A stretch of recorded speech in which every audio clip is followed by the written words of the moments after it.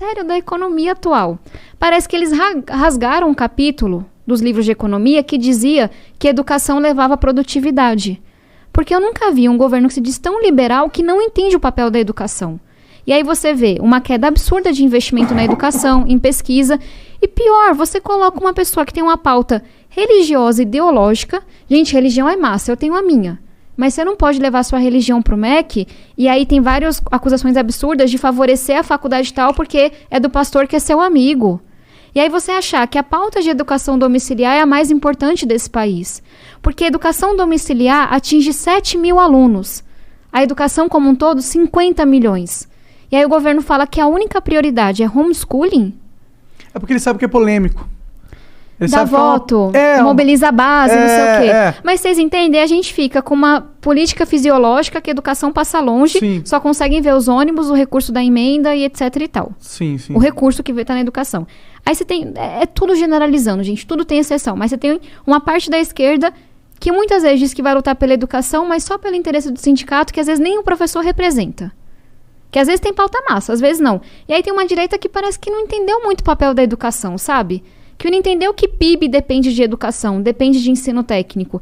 Então é como se a gente tivesse sem gente para lutar por essa pauta. Mas aí eu voto. Tem uma galera que vai lutar por isso e que vai votar com isso. Eu fico feliz da Tabata ter esse posicionamento com a velha esquerda e velha direita. Você fica feliz porque não é você que recebe ameaça, que é xingado e por aí vai. Mas é que tem que ter isso, né? A gente precisa entender que a velha esquerda e a direita tá velha.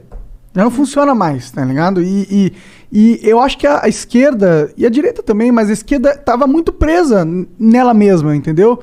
E ter novas deputadas como você e novos expoentes dentro da esquerda que quer quebrar esse autoritarismo ideológico que eu sentia que tinha muito na esquerda, não só ideológico, mas de grupo, assim, como se fosse uma máfia mesmo, tá ligado? Meio esquisita, assim, de sindicatos, organizações. Mas, Monark, só assim, eu brinco das ameaças e ataques, etc., é foda mesmo, assim. É como se a pessoa pegasse, sei lá, um cacetete e te batesse até você entrar na caixinha de volta.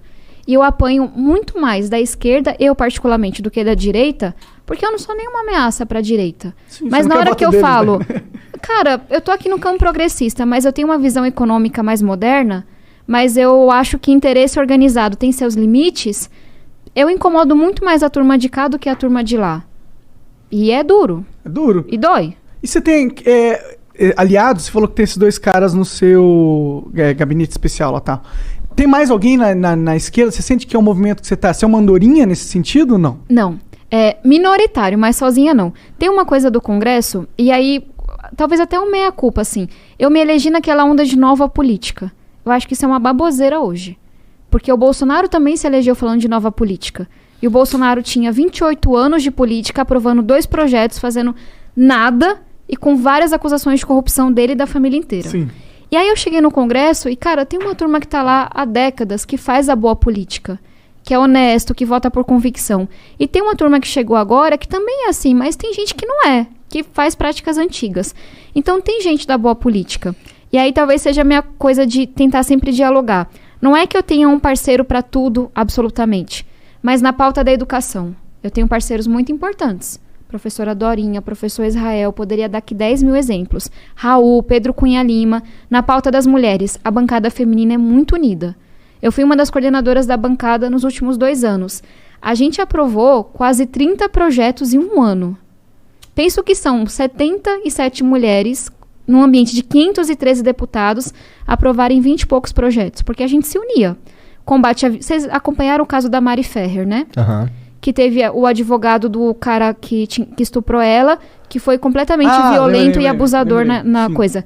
A gente conseguiu aprovar um projeto para impedir esse tipo de abuso numa audiência pública. Cara, aquilo é assustador. Aquilo é nojento. Assustador, bizarro. Você pega uma menina e você faz aquilo e ela chorando depois ela ter sido abusada. E aí a gente aprovou projeto contra stalking, que é uma realidade real na internet hoje. Projeto para melhorar o combate à violência doméstica. Que são projetos que uniram da esquerda à direita. E ali eu tenho várias parceiras importantes na bancada feminina. E aí você pega a pauta ambiental. Tem o Rodrigo Agostinho, tem a Joênia Wapichana, que são 2 referências para mim. Eu falei vários nomes aqui, né? Quer dizer que em tudo eu concorde com eles? Não. Mas quer dizer que nessas pautas que são importantes pra mim, eles são meus parceiros. Mas não são os que mais bombam nas redes sociais. Entendi. Quem bomba pra caralho nas redes sociais é a Flor de Lis, por exemplo. Complicado. Que ainda não foi caçada, né? Teve uma decisão já Teve? no Conselho de Ética. Faz A 2 favor? semanas a favor pra caçar ela. Ah, bom, faz sentido, né? É. Eu acho, sei lá. É. Eu também. Porra, mas assim, esse lance da nova política aí que elegeu o Bolsonaro, eu sempre soube que era um caô essa porra. Como é que pode? O cara é 30 anos de deputado, amigão. Ó, eu antes de fazer o podcast aqui, eu tinha um canalzinho lá no YouTube. E aí o meu lance era games. Mas eu lembro quando começou o papo de Bolsomito, ou Bolsonaro 2018, essa porra. Lá em 2016 eu fiz um videozinho falando que era pra os caras ficar esperto, cara. Ó, não tô falando que o cara é corrupto ou que ele não é corrupto. Tô falando só, porra, pensa de novo. Pensa direito. Não vai nessa ondinha, não. Olha, legal, não sei o quê. E aí, pelos mesmos argumentos, eu fui chamado de coxinha na época e mortadela. Hoje em dia seria comunista.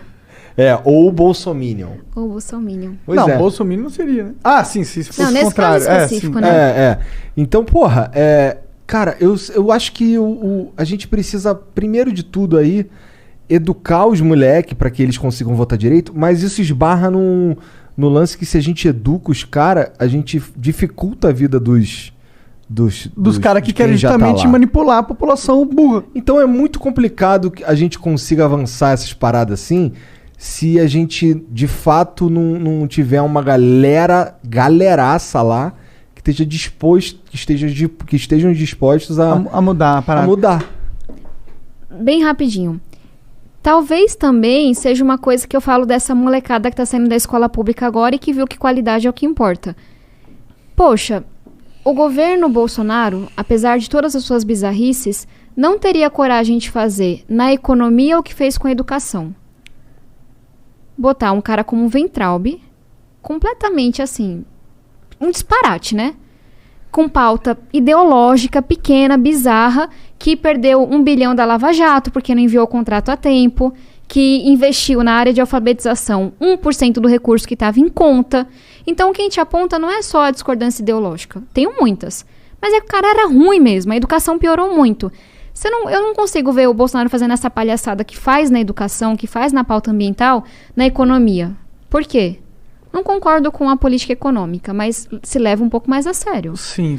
Por quê? Porque a economia mexe com as pessoas. Cai a bolsa. Na hora que muda qualquer coisa, Vocês cai a entenderam? bolsa. aí Na vai hora que a notícia. educação for um valor nosso, eu acho que eles vão ter muito mais dificuldade Bolsa de fazer o que educação. A fazem. gente tinha que ter uma bolsa que mede a educação, tinha que ter lá no negócio da UOL, assim, o índice. Hoje a educação caiu 3%. Cara, por isso que eu acho que passa pela elite também, que eu falava, sabe? Tem... Na graduação eu estudei muito isso, né? O efeito da política na educação municipal. E quando você compara as elites da América Latina, a brasileira é uma das que menos se importam com a educação.